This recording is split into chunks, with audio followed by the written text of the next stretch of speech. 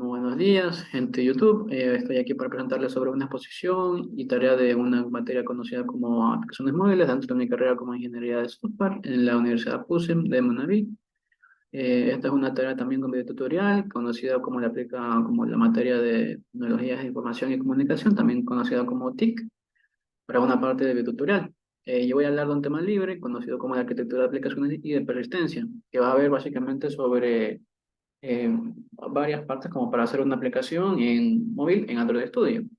Para empezar, una introducción pequeña de lo que trata de ver esto, que básicamente la introducción y persistencia de las aplicaciones trata de que la mayoría de aplicaciones tienen datos que deben guardarse incluso después que el usuario cierre la aplicación. Esto es de la persistencia. Básicamente tiene que ver bastante con las bases de datos. Para esto, nosotros tenemos que tenernos que, básicamente, la persistencia, el mismo concepto de ella, va a tratar de utilizar una base de datos para almacenar estos datos persistentes. Por esto es el nombre de persistencia, para que estos datos no tengan ningún tipo de preconveniente a la manera donde se guarden. En este ejemplo que nosotros podemos ver aquí en este cuadro, es que básicamente va a hablar sobre una aplicación en donde tenemos como de por sí que como esta aplicación que va básicamente a tratar un horario de dormir y cómo lo retarías para esto. Es una aplicación hecha que obviamente va a tener datos que se van a guardar y que vamos a usar en este caso SQLite.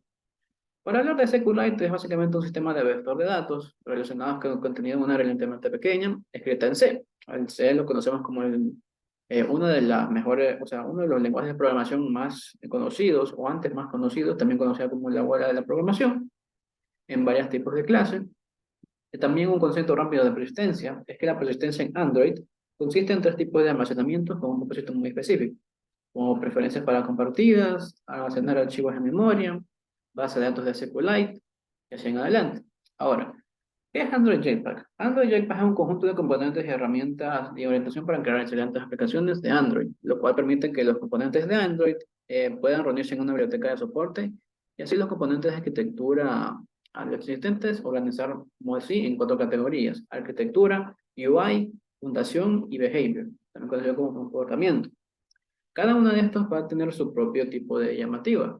Por ejemplo, en la arquitectura, nosotros conocemos que tienen estos componentes: data binding, life cycles, life data, navegación, paging, room, view model y así, etcétera. Por ejemplo, en el UI tenemos las animaciones, las presentaciones, cosas que tienen que ver con el tema y la temática de cómo va a ser tu diseño de aplicación.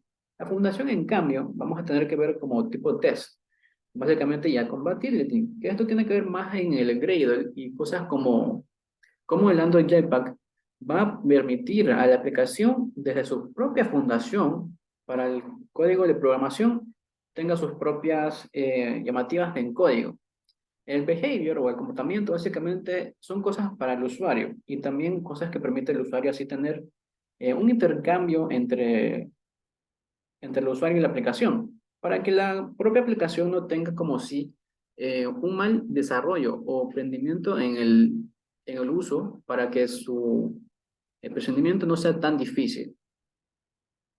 Ahora, una parte del ejercicio es que la explicación del ejemplo, como yo decía, que esta es una aplicación ya realizada, por ejemplo, que básicamente se usa para realizar y conseguir una nueva calidad de sueño para poder tenerla como agendada. Y esto es necesario porque es un ejemplo básico y también porque se usa para mostrar básicamente lo que es persistencia en Android Studio o en las aplicaciones en general. Porque nosotros conocemos como el App Button, el View Button, que es realmente lo conocemos como el Start y el Clear. Pero lo que nosotros queremos ponernos en el es que básicamente es importante tener una conexión con la base de datos en la aplicación, que esto es lo que nos conocemos como persistencia. Esto nos va a permitir lo que nosotros conocemos entre Android Studio para así poder permitirnos tener una base de datos con SQLite para así tener una buena persistencia en la aplicación. ¿Por qué esto es necesario? Porque lo conocemos que es necesario porque obviamente no queremos una aplicación en que la persistencia vaya a tener errores en la propia aplicación y así no pueda tener un buen desarrollo de la propia aplicación. Y así con todo, eso sería todo por el video tutorial de esta vez. Gracias.